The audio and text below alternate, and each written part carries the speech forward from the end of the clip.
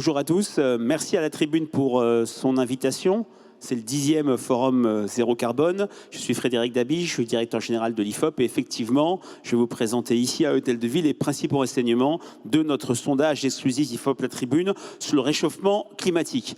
Un sondage assez varié avec trois grandes dimensions sur le regard des Français concernant cette question. D'abord, quelles représentations sont associées à ce phénomène anxiogène?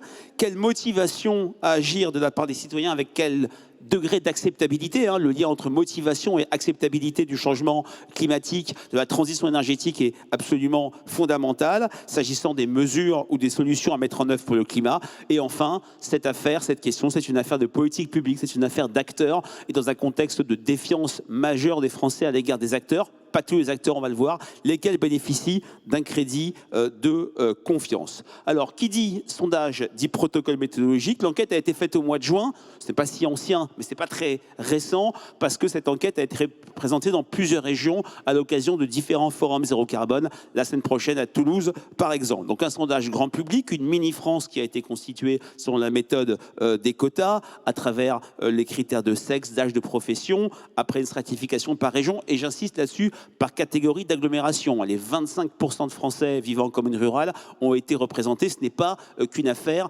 de Français, de bobos, même si ce terme est absolument ridicule, de Français habitant les métropoles. C'est un regard d'une mini-France. Alors, une partie introductive, avant de parler de l'acceptabilité, quid des opinions à l'égard du phénomène du réchauffement climatique. Et là, on a un premier indicateur extrêmement net. L'inquiétude à l'égard de ce réchauffement est massif, 82%, 26% sont même très inquiets. Ce qui est très intéressant, c'est ce que vous ne voyez pas, si je puis dire. Encore par le passé, il y a encore 5 ou 6 ans, il y avait sur ces questions des véritables clivages. Des césures, notamment des césures générationnelles. Des jeunes très inquiets, des moins jeunes qui mettaient cet enjeu à distance. C'est maintenant, depuis quelques années, terminé. Il n'y a plus de clivage générationnel s'agissant de la prise de conscience de l'urgence climatique, s'agissant de la prise de conscience à l'égard de cette inquiétude sur le réchauffement climatique. La seule nuance, vous le voyez à gauche, c'est sur l'intensité. Les moins de 25 ans sont 43% à être très inquiets, contre 26 en moyenne. Les plus âgés ne sont que 14%. Mais on est sur l'intensité, on est sur l'épaisseur du trait. Ce qui était avant une véritable fracture générationnelle est maintenant devenu un point de consensus. Et de ce point de vue-là, la jeunesse, que j'ai beaucoup étudiée dans des enquêtes et dans les livres, a donné le là et a imposé les termes du débat, ne serait-ce que ce mot réchauffement climatique qui ne faisait pas sens pour beaucoup de Français il y a encore 5 ou 10 ans. Alors, au cœur de cette inquiétude, il y a des représentations.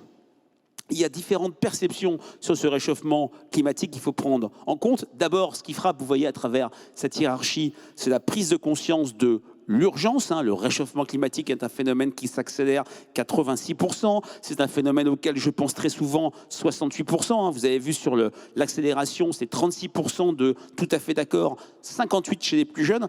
Il y a aussi, il faut le dire, une forme de désarroi face à l'absence de solutions de court terme.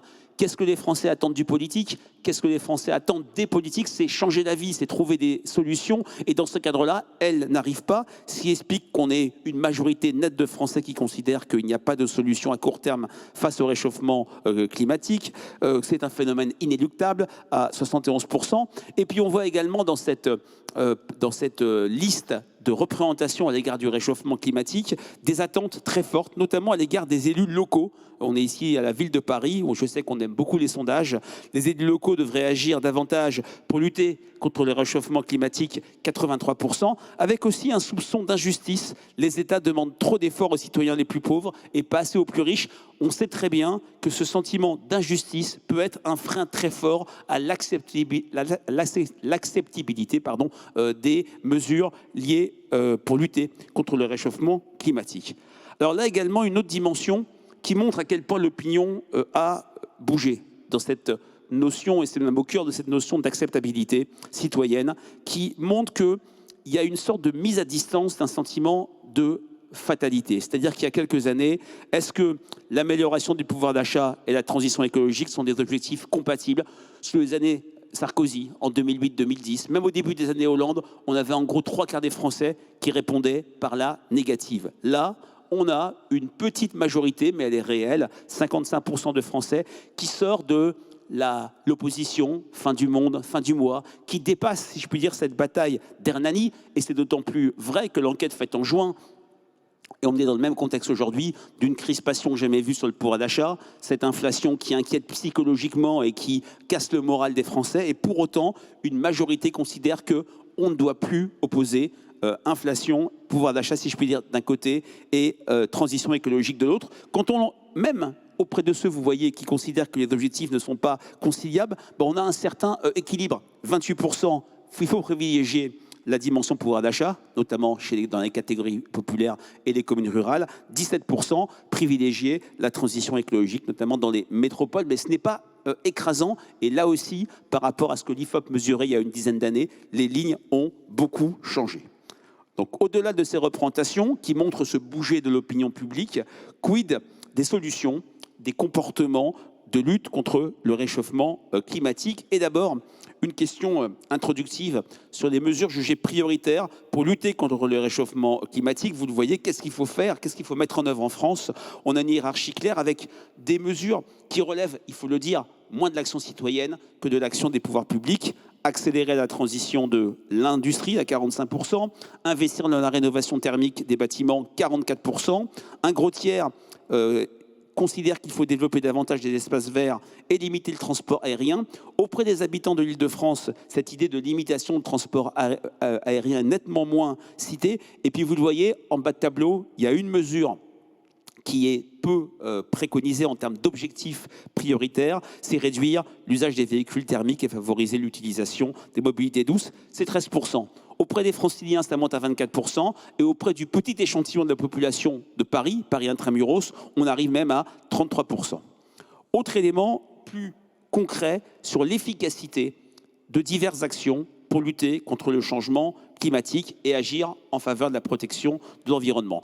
On le voit, les scores sont particulièrement élevés. Il n'y a pas pour les Français une mesure miracle, mais une pluralité, une diversité de mesures avec une hiérarchie qui existe. Là aussi, vous le voyez, arrivent en tête des choses qui relèvent de l'action des pouvoirs publics, favoriser la végétalisation et le verdissement des bâtiments publics, développer le transport ferroviaire pour les passagers et les marchandises, augmenter les aides aux ménages les plus précaires. Mais ce qui est très intéressant dans cette hiérarchie, il y a beaucoup de mesures, je vous laisse les regarder. Le fait majeur, c'est que les mesures incitatives dominent nettement en termes d'efficacité des mesures coercitives. En bas de tableau, on trouve systématiquement des mesures coercitives, obliger les propriétaires à rénover leur logement avant une vente. On sait très bien que c'est un point de crispation très fort dans une partie de l'opinion publique. C'est quand même cité majoritairement, mais ça crée des fractures sociales, des fractures générationnelles, limiter l'accès aux villes des véhicules, en particulier les plus polluants, et puis un rejet de plus de 2/3 de l'interdiction de la vente des véhicules diesel, essence et hybrides neufs.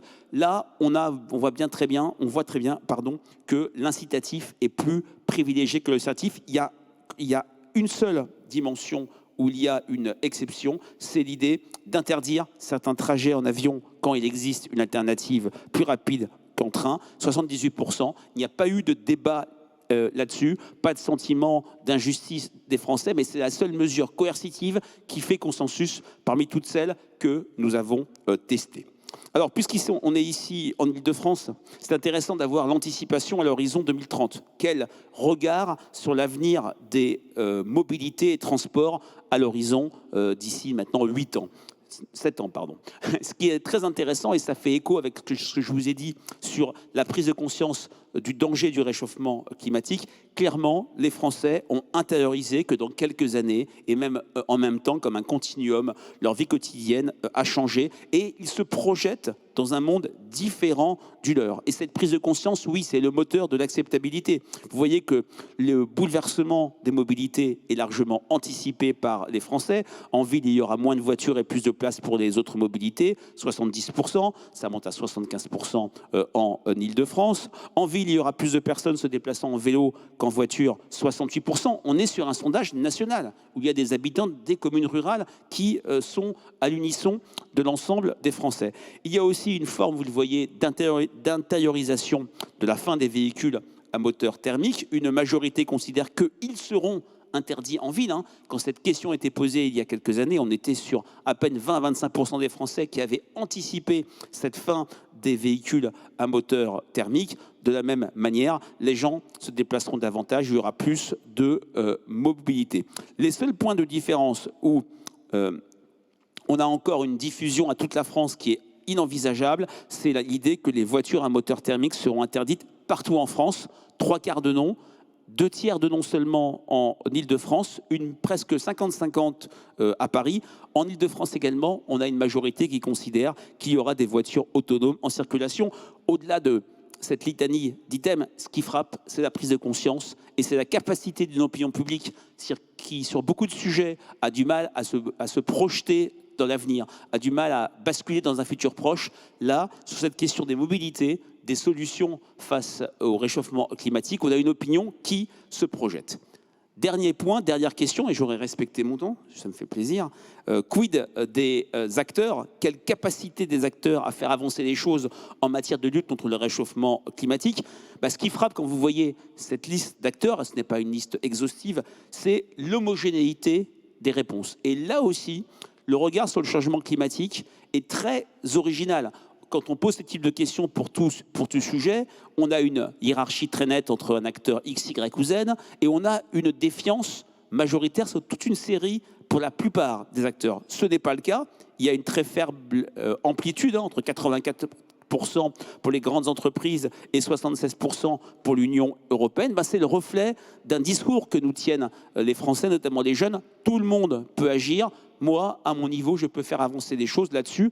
Symboliquement, et là aussi, quel basculement par rapport à il y a quelques années, les grandes entreprises arrivent en tête. On est tellement loin du discours, si je puis dire, idéologique, anti-grosse boîte. Il y a eu une vingtaine d'années dans les enquêtes de l'IFOP, quand le Premier ministre de l'époque, Jean-Pierre Raffarin, va à l'université d'été du MEDEF, il s'effondre à gauche, il s'effondre chez les jeunes. C'est maintenant des non-événements. On a l'État qui est au même niveau que les grandes entreprises. On a les régions, les départements, les métropoles, et donc l'État qui sont quasiment au même niveau. C'est le reflet, même si la question ne mange pas de pain, mais c'est le reflet que les Français attendent peut-être des partenariats communs et non pas tel ou tel acteurs qui tireraient la couverture à eux. Sur cette question, tout le monde peut agir, y compris les citoyens eux-mêmes, voire l'Union européenne. Je le répète, c'est extrêmement inédit que pour ce type de questions, tous les acteurs qui ont été testés bénéficient donc d'un crédit de confiance.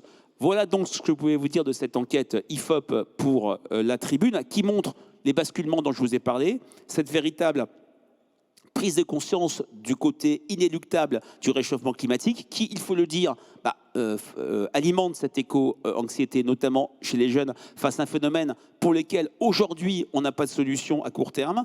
Le fait majeur également pour moi, c'est cette mise à distance de l'opposition fin du monde, fin du mois, de cette opposition. Il faut mettre le paquet sur le pouvoir d'achat et mettre de côté la transition énergétique dans le contexte si particulier dans lequel on vit, où l'écart de priorité entre pouvoir d'achat et chômage est de plus de 30 points dans les enquêtes de l'IFOP. Le chômage a disparu, si je puis dire, des préoccupations des Français. C'est particulièrement notable. Et puis, une acceptabilité réelle des Français sur les mesures à mettre en place, mais pas de coercition. Je vous remercie.